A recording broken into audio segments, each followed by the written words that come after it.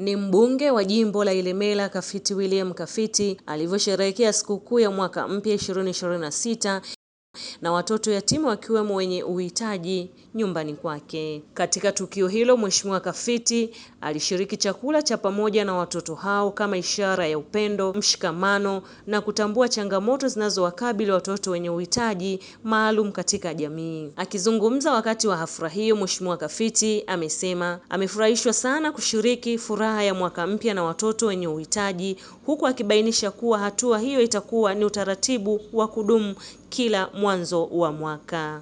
Huu utakuwa utaratibu wangu kama mbunge, kukutana na wahitaji hawa angalau kila mwanzo wa mwaka ili tuweze kula pamoja na kusherekea pamoja. Lakini ndugu zangu, tu niwaambie, tunafahamu mengi ambayo changamoto hii au ya watoto hawa ambao wanazozipata. Lakini nishukuru sana wale wote ambao ni viongozi wa vituo hivi, kwa sababu ndugu zangu, niwaambie, pamoja na kulea watoto hawa, hili ni swala la kiroho, ni swala la kujitoa. Ndugu zetu hawa wamejitoa kuishi na hawa watoto katika shida na raha. Tunafahamu wenye moyo wa namna hii ni wachache sana.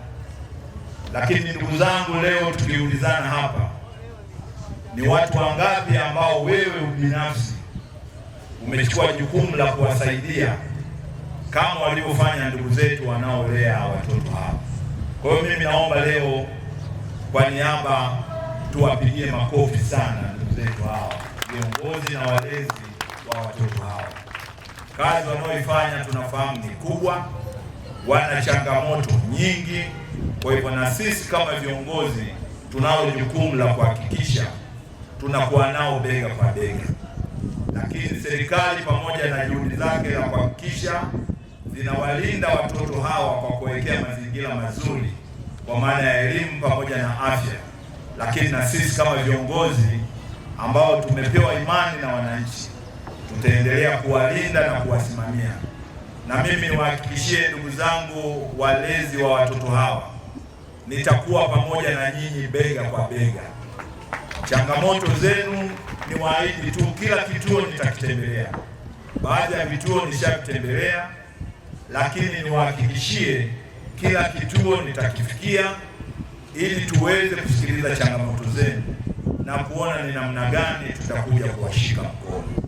Kwa upande wake, mstahiki meya wa manispaa Ilemela, Mheshimiwa Sarah Ng'wani, alipongeza jitihada za Mheshimiwa Kafiti kwa moyo wa kujitoa na kuonesha upendo kwa watoto yatima na wanaoishi katika mazingira magumu, akisema kitendo hicho ni mfano wa kuigwa. Watoto hawa ni baraka.